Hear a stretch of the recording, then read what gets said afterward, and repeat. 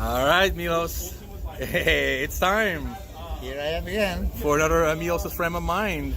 So the last video, congratulations, major hit, 35,000 views. So you were right, people really wanted to learn about that, and I think you debunked a lot of false information, which is most important, right? Did you get some good feedbacks on that last video? Yes, and a lot of questions as well. Of course, you always have a little bit, the naysayers are going to say something. Always. But when people that don't know you talk shit about you, you know that you're somewhere. Right? So a couple of guys right there on the Jake Out the TV, said, like, are you going to now talk about the carbs?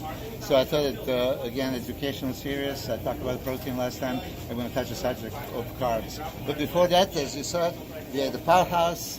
That's right. Torrance, Dave Fisher's, I want to give him all the props. He's never here, but he's here all day. during the day, yeah. He leaves when we get here, yeah.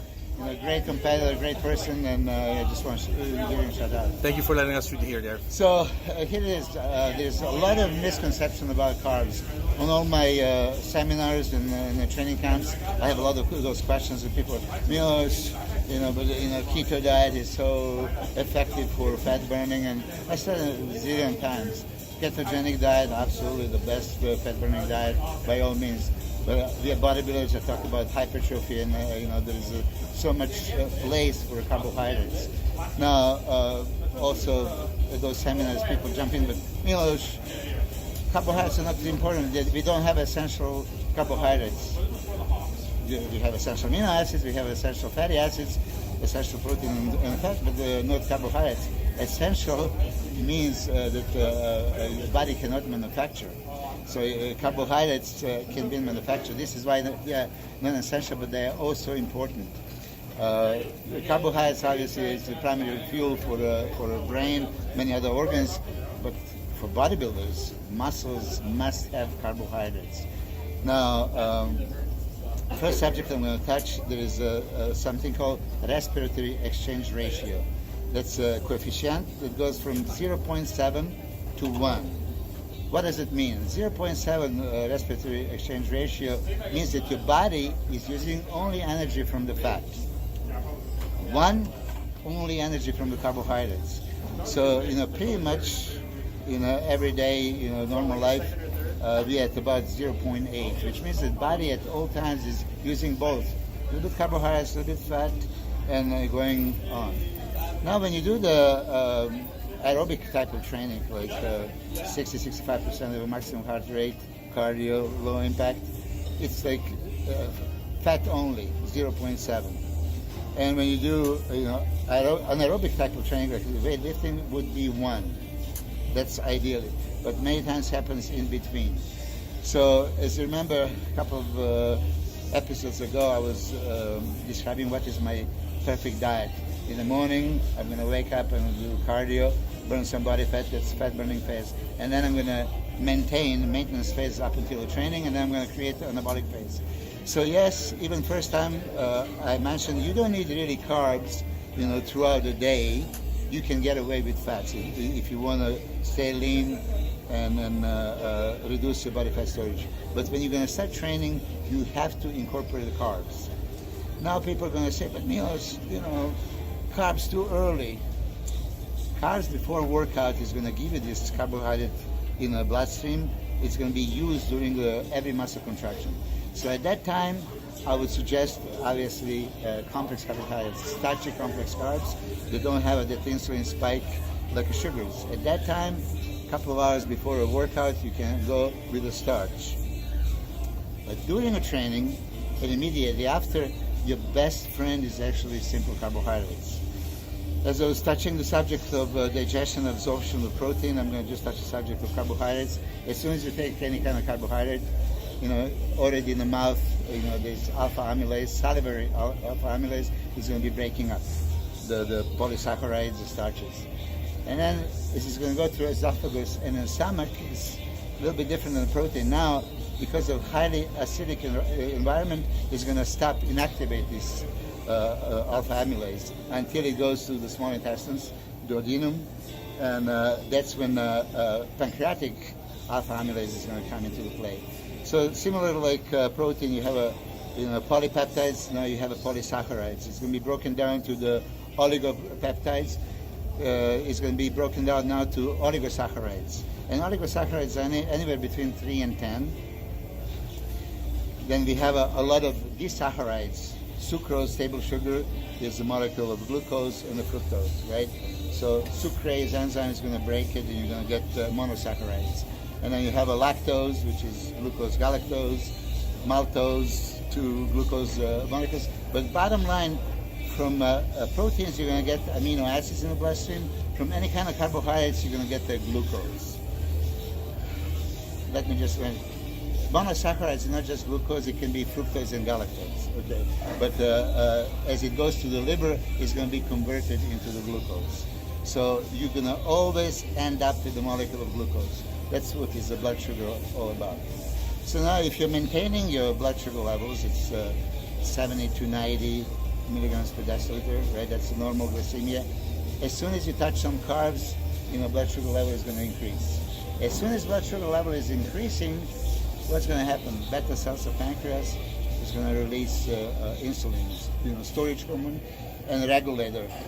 Basically hyperglycemia is toxic, and if you have a prolonged hyperglycemia, you're going to have a nerve damage. You're going to have a retinopathy, neuropathy, and many other things. So your body's defensive mechanism immediately works as bring the glycemia down, and that's what insulin is for. Now, one of the reasons of type 2 diabetes, most common adult onset diabetes, is frequent, prolonged elevation of glucose. So this is why a lot of people jump at me because I'm insulin man and I'm promoting insulin, I'm promoting glucose. And so many of my clients and people in seminars say, if you use insulin, you're going to become diabetic. Quite contrary. If you use insulin like we bodybuilders do, you're going to prevent pancreas burnout, beta cells. And many reputable doctors and physiologists agree with me. I don't want to promote now insulin use, but I want you to understand.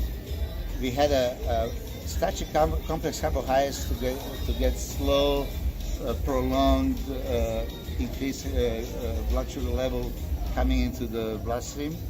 But now when you're going to be training, every muscle contraction requires glucose. So you're going to be burning up the glucose at a very fast rate. Every muscle contraction open up the cells, they are ready for uptake. So if you listen to my hyperemia advantage theory talk, all the essential amino acids, creatine, glutamine, beta-alanine, citrulline, anything that you have in the blood, it can be input right there, especially amino acids. But glucose is very crucial because people don't understand how much they burn. You burn easily over 150 grams of carbohydrates or glycogen storage in an intense workout. Guarantee. Actually, a good friend of mine, one of the biggest experts I've ever met, Charles Poliquin, back in the day, he was talking about 200, for a really serious weightlifting, training session. So if you can burn that much, then imagine how much glucose you can supply in the bloodstream. It's only at the time when you train that you have such a expenditure of glucose. No other time during the day. So, guys would jump in and tell me now what kind of carbohydrates we should have during a training. High GI glycemic index. So we should take this Vitargo or high molecular weight glucose polymers. There's citric dextrin. There's Veximase. There's so many other things. And I would tell them, what is that you're trying to accomplish? You're trying to accomplish to get the monosaccharide glucose in the bloodstream. So how can anybody tell me that polysaccharide can be faster for gastric emptying and absorption than monosaccharide? I was tricked by some studies that I read back in the day, and I believed that Vitargo was so superior. That's why I advised it. But please think about it. If end product is monosaccharide glucose, can any polysaccharide thousands or millions of molecules of glucose together be broken down into the monosaccharide faster than is already broken up. So dextrose is just perfect. And now some people are going to tell me, but how about gastric emptying or osmolality? Because when I take dextrose, I get bloated. I really believe that also without me actually experiencing it myself. But then, you know, maybe if people are, you know, talking about, then it must be true. But as I have hundreds of clients, more than 50% will tell me the opposite. If they take Vitargo, they will feel bloated, and if they take dextrose or some maltodextrines, they will be perfectly fine. So again, what are you trying to accomplish? You're trying to accomplish quick glucose. So take what you want, which is glucose is the dextrose. It's dextrose is glucose. So it's exactly the same thing. You know, you don't need to any fancy polysaccharide that will cost 10 times more. Glycemic index. Okay, now this is you know, part of a carbohydrate I also want to explain. Glycemic index is from 0 to 100, and it shows you how fast the carbohydrate you take is going to increase your blood sugar level. So if it's high, it's going to be like, oh, no. Hold on a second. When you're training and right after training, you want a high glycemic index. However, as far as food, you know, they start saying, okay, 0 to 55 is low glycemic index, 55 to 70 is medium, and then is high. But nobody has ever had only one type of carbohydrates and nothing with it. You always mixing it with some protein, you always mixing it with some vegetables, any kind of fiber, any kind of fat is going to change glycemic index. So I usually don't even tell them, okay, people having a white rice, high glycemic index, no problem, because you're never going to have a white rice alone. You're usually going to have a steak and rice, chicken and rice, so do not especially throw in some fiber. You're perfectly fine. But I should take brown rice instead. I also used to believe that, oh yeah, it's advantage to it, but no. Like, okay, Chris Aceto, right? He would take a bagels or some, it's, you know, basically 100 or 100 plus. I've seen some glycemic index charts that the bagels and sourdough bread, the French bread would be 103. Rice cakes. I've seen you eat French bread. Yeah. At the gym. Yeah. Okay, so now what else, you know, would people jump in? A glycemic load. So glycemic load is no longer just quality, it's also quantity. If I have one little teaspoon of sugar, yeah, it's only 5 grams. So how much insulin is going to release? So glycemic load would be a little bit better measurement for carbohydrates, but even that doesn't mean much. You know, I'll tell you, because for glycemic load, they go 0 to 10, low, 10 to 20, medium, and 20 and above is high. Now, in terms, how you determine? You take glycemic index of something, and usually it's taken, surprisingly, watermelon. Watermelon is a fruit full of water, right? But has a high glycemic index, 75. But how much carbohydrates is in it? 5, 6, 7 grams. So how do you determine glycemic load? You take glycemic index, multiply by 100 and divide by 100, which is very, very low. But what happens if you take 100 grams of dextrose, which I do quite often with the bodybuilders? Then glycemic load would be over 100, which you know, scientists would pull their hair. So another scientific thing I don't agree with, they take 1 gram of glucose is a 1 unit of glycemic load, which means if you take any times more than 30, 40, 50, 60 grams, you would go into the crazy amount of glycemic load. So I love science, I like to read it, but I don't have to read it. So every time in my training seminars and camps, and when questions came about glycemic index, glycemic load, I said, don't even worry about it. You can always have a mixture of protein with some carbohydrates or some fats. My diet from, you know, our first interview that we had is you don't need the carbs all the way until the meal before the workout. Meal before the workout, you're going to have the starchy carbs, obviously the protein. during and post, you're going to have this supplementation that I was talking about. And then now, after the training, more than likely, you're going to, if you want maximum hypertrophy, you're going to have another meal, to replenish glycogen you have lost and to supply enough blood sugar. Can that meal be such a complex carbohydrates? Yes, preferably, because I wouldn't want to spike it again. But you spike it during the training and immediately after the training. So this is, in short, as far as carbohydrates, right? Like proteins, we have monosaccharides, disaccharides, monopeptides, dipeptides, oligopeptides, polypeptides. Now they're just saccharides because they're sugars. So it's equivalent to that.